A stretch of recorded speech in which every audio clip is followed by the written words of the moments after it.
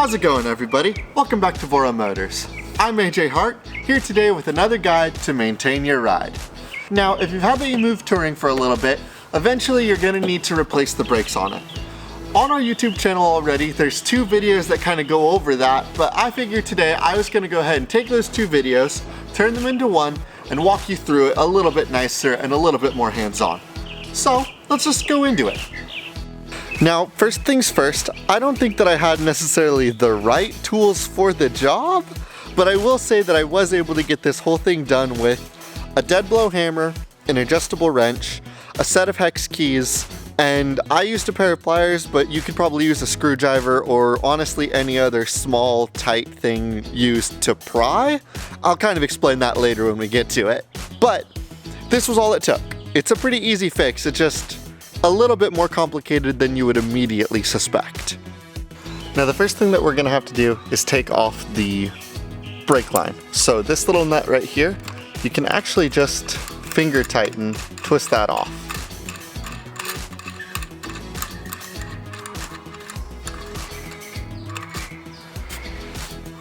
There you go. Make sure not to lose it though, because we're gonna need to put that back on at the end of the job. Next, we're gonna wanna detach the brake hose. So the best way to do that is grab this bracket here and pull this back, and then grab the wire up top and pull that back. And it should pop right out. Make sure not to lose this. Maybe put it with the last screw. If you have a bucket or a can, I would say drop that into there. Same with this.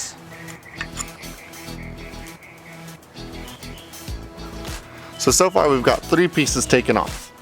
Make sure not to lose those, maybe put them in a cup. You've got the screw, the spring, and the brace. Now next is taking off this big nut. Now if you have a big wrench, you can do it with that, but I unfortunately and embarrassingly don't, so I'm just gonna use an adjustable wrench.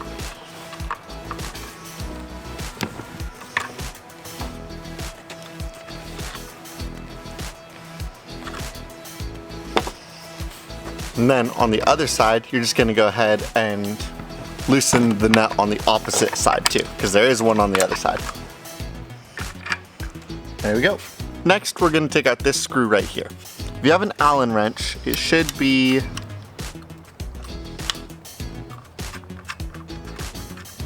now I got it out with a 5/32.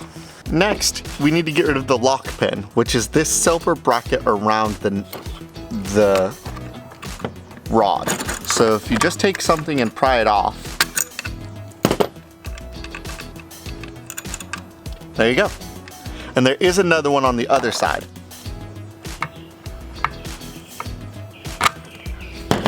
There we go. Got it. Now that that's all been removed, we're gonna go ahead and make sure everything's clear, and we're gonna start bringing down the rear motor.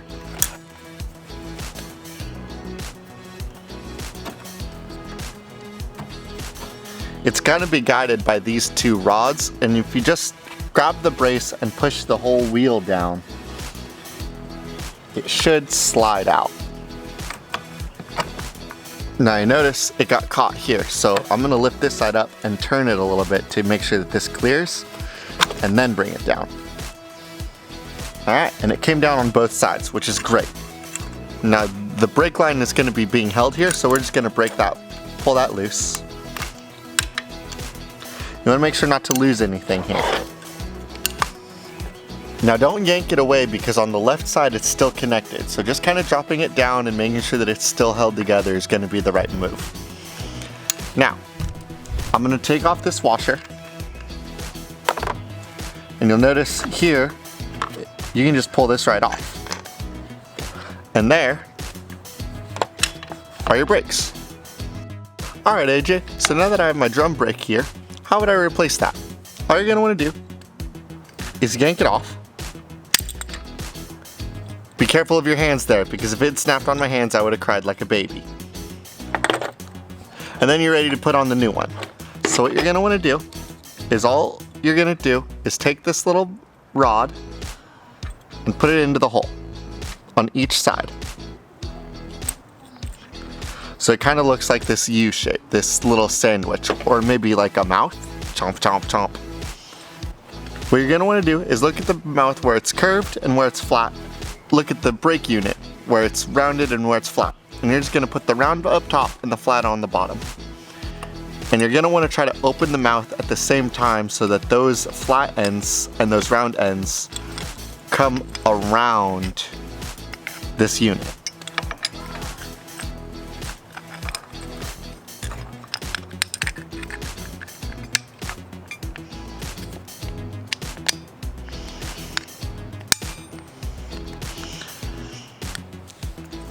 Now I'm trying to be careful of my hands.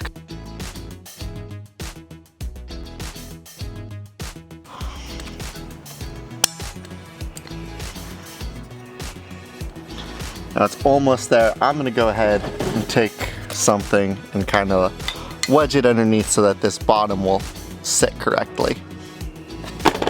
It's not quite sitting how I want it to on the top though, so again, I'm gonna try to just wedge it and get it a little more secure.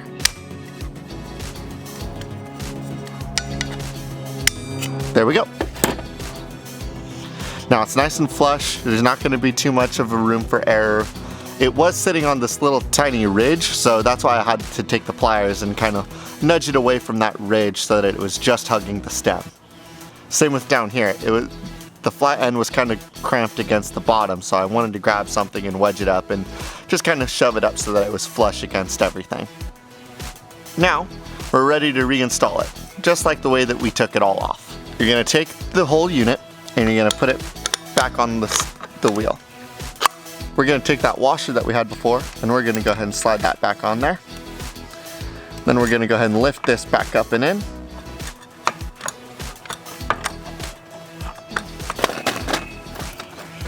Now, a hack I'm gonna tell you right now is actually if you take the scooter and you flip it sideways, it's a little bit easier to install.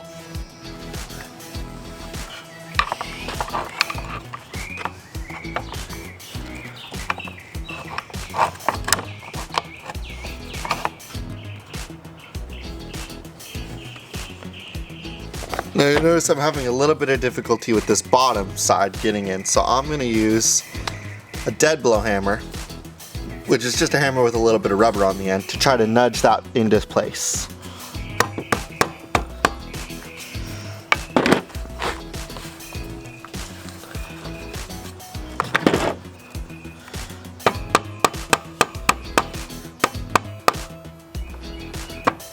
Good to go. Now, those locks from earlier, those lock pins, I'm gonna put that lock pin on top. And then I'm gonna go ahead and take that bolt from before and go ahead and tighten this one now.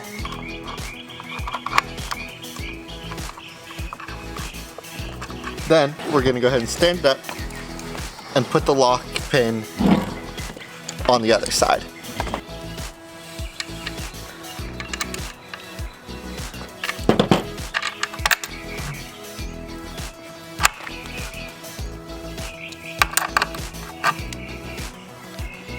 Now don't tighten everything down there completely yet because there is still some more adjusting that we're going to need to do before we tighten it all down.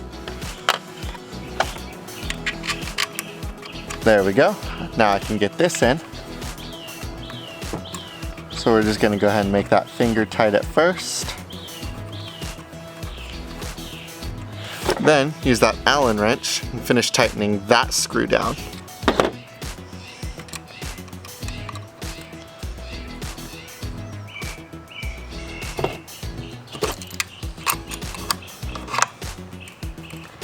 Once that's guided, I'm going to go ahead and tighten these bolts down again one more time.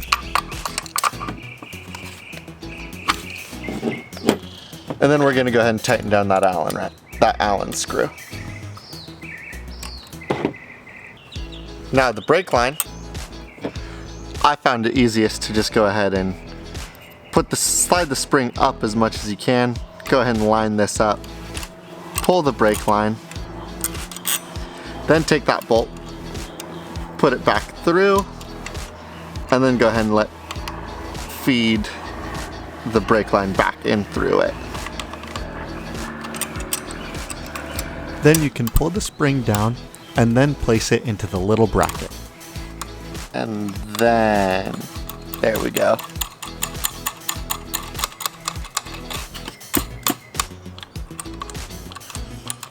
and tighten that to where it feels right. And you can always just come down and adjust it later when you're on your ride to what feels best. And there you have it. Just like that, the touring brakes are replaced. Like I said, it's not a difficult job, it's just a little bit complicated because there's a lot of little things that could go missing. If you have any questions or concerns about your scooter, go ahead and drop those into the comments down below. If you have any ideas for other videos you'd like to see us do, go ahead and drop those into the comments down below as well. We hope that this video helped, thank you so much for watching, and we hope you enjoy your ride.